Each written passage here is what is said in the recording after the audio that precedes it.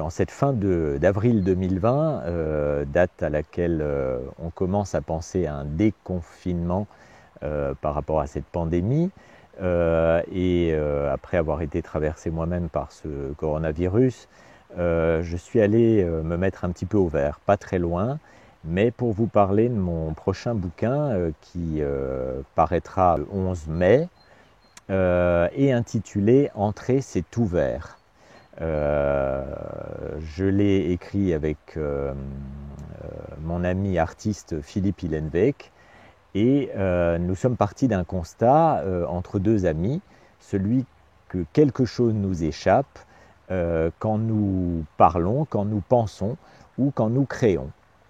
Et c'est ainsi qu'au travers d'un livre ludique, nous avons voulu vous convier à un voyage dans les mots, dans l'essence des mots, aussi dans l'indécence des mots, et finalement, par conséquent, dans leurs différents sens.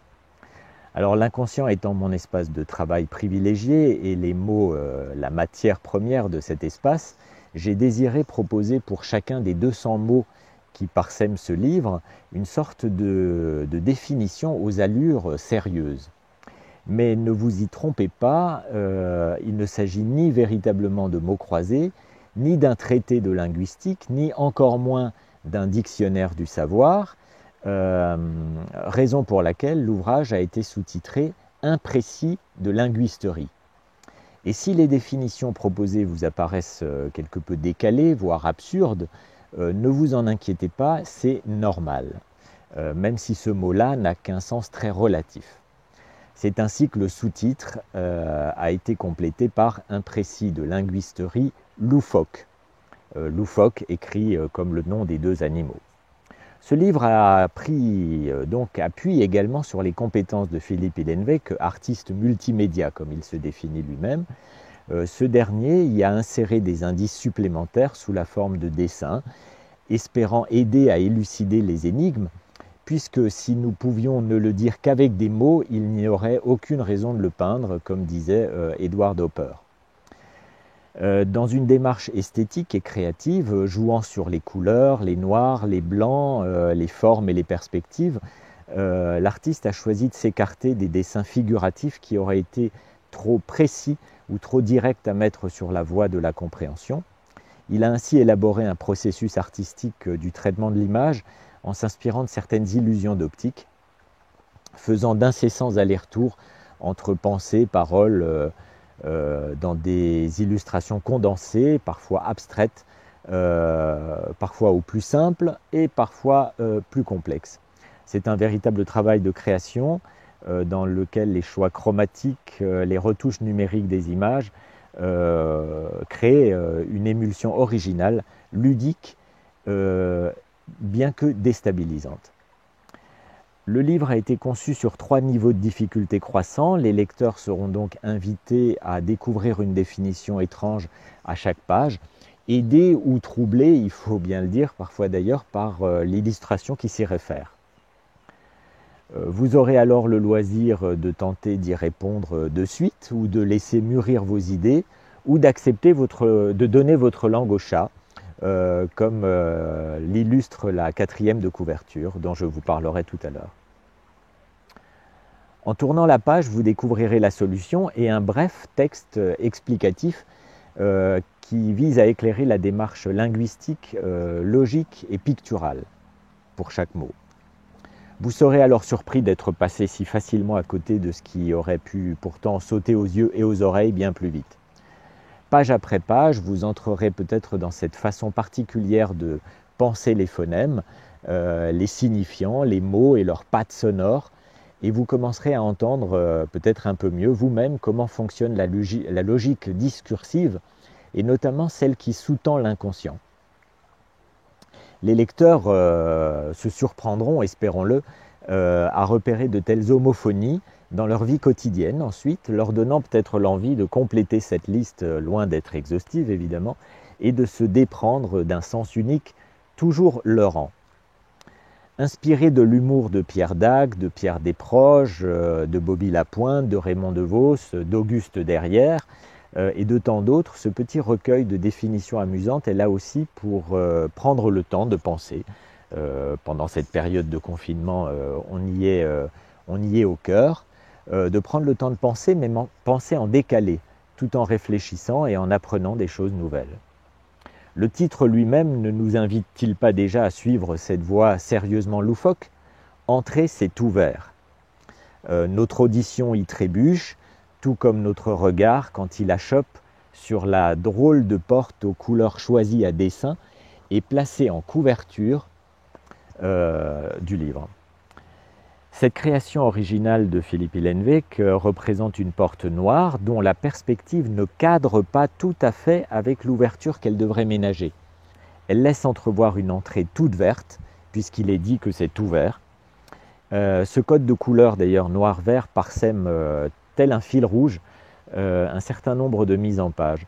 La poignée également se fait signe, puisqu'elle indique en vert et contre toute attente que dans ce livre, comme dans la vie, nous sommes des sortes de bouteilles de Klein, des rubans de Möbius, interpénétration d'intérieur et d'extérieur en images, en pensées et en mots.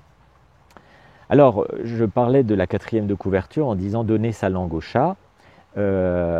Cette expression est illustrée par cet animal stylisé dont le visage comporte des langues à donner, dont le corps ovale contient des mains qui se tendent pour mieux se donner, et dont les moustaches évoquent ce dehors-dedans en noir et blanc propice à toutes sortes d'échanges.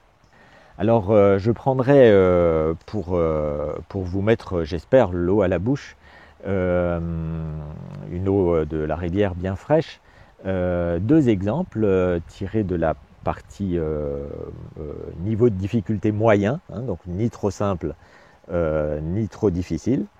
La première, donc vous trouverez sur la page une première définition qui pourrait être celle-ci.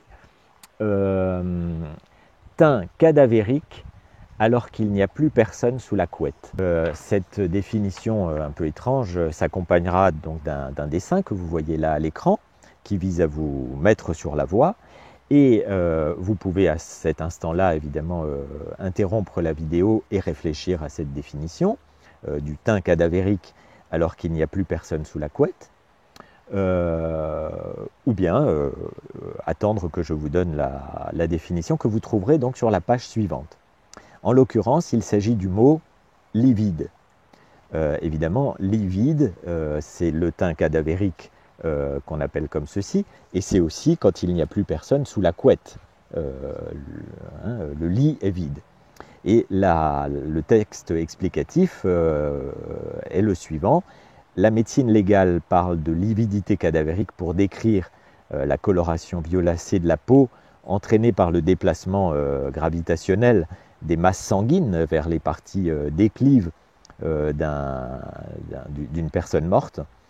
À leur vue, on peut être blême de peur, c'est-à-dire livide, et prendre conscience qu'une fois le corps du défunt inhumé, également son lit vide sera. Et c'est sur un lit stylisé avec ses deux oreillers rectangulaires disposés au-dessus que l'artiste a couché un mot. Celui-ci serait complet et mettrait les points sur les i si une partie de lui ne s'était éclipsée dans un ailleurs de rêve ou de cauchemar. C'est alors bien lit vide sous son point qui se trouve au centre du lit, sans que cela ne constitue nullement un délit. L'autre mot pour illustrer cette démarche pourrait correspond à la définition suivante. Robot qui aurait sa place dans un potager. Robot qui aurait sa place dans un potager. Alors, ce n'est pas un message codé comme dans Radio Londres. La réponse à cette définition est automate. Comment les tomates de nos potagers pourraient-elles avoir partie liée avec des machines automatisées? Eh bien, par la magie des mots, par exemple, mais aussi de manière moins sympathique, par l'intermédiaire d'une industrialisation sauvage qui en calibre la culture et normative la distribution, en donnant aux tomates une fadeur uniforme. L'image pictogrammisée présentée ici évoque bien ces fruits rouges, bien que les tomates puissent avoir des teintes différentes.